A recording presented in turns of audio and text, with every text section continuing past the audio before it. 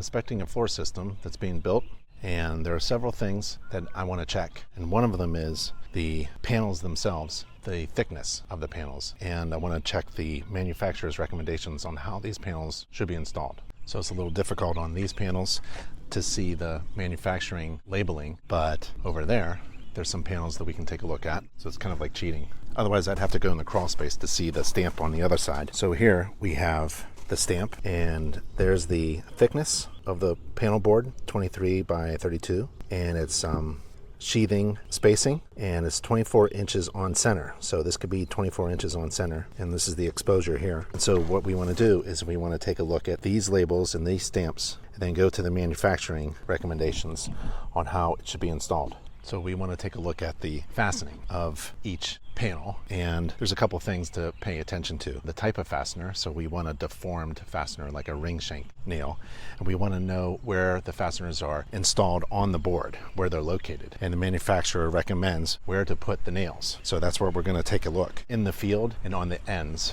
and on the edges. On the 4-foot end, 6 inches apart, and on the long end, it's on every joist, and in the field, no more than a foot apart. That's what the manufacturer recommends. And also glue. They have their plywood glue to be installed on top of the floor joist before the plywood goes on. And at the ends, there's supposed to be 1/8 inch space at the ends of the boards. So let's take a closer look. Here's a panel that's been properly spaced. That's 1/8 of an inch. So on this end here, it says space the panels 1/8 of an inch apart, and it really isn't spaced 1/8 of an inch apart. You're supposed to stick a nail in there and then put the panels together. This is not. We can see the glue here. Now the fastening, just want one, not 1, 2, 3, 4, 5, 6, 7, 8, 9, 10, 11, 12, 13. 13 of them in this area. See how that fastener goes below the surface. This carpenter is blowing way below the surface, and some of them are not going down. And it may seem a little silly, but I like to get down and see if the darn thing is flat.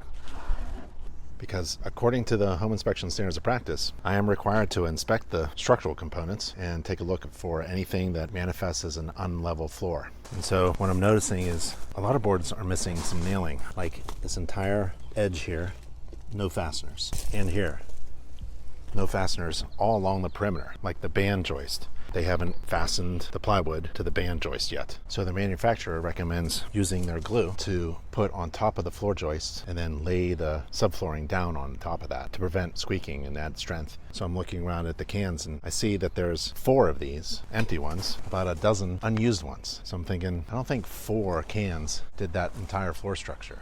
So looks like we'll have to go underneath and look for glue, signs of glue, but I'm not sure what was used. Maybe an inventory checklist. I can count the number of used cans and I can count the linear feet and see if they match up. To secure the floor system to the foundation, building code requires fasteners to be installed, toe nailing the rim board down to the sill plate, and the size of the nail and the spacing in between each fastening is guided by the code. So what we can do is take a look around the entire perimeter of the foundation and look at the band and rim joist, right? And take a look to see how the band joist is attached to the sill plate with toe nailing that I can see from the outside. And also I'll be able to see the end nails where those 3 or 4 nails at the end of every floor joist is fastened to the band rim joist.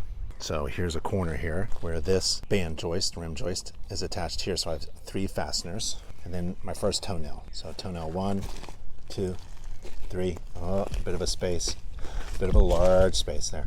Really big space there, and then a few nails there. So let's do this one. Got 4 nails here at the corner. Here's toenail 1, 2, but it's cracked. Cracked, that's not good. Cracked, that's not good. Cracked, that's not good. Big space, 2 feet in between, 2 feet in between, 2 feet, 8 inches. From this vantage point, I bet it's easier to see if the floor is level or not. And it's really just by eye.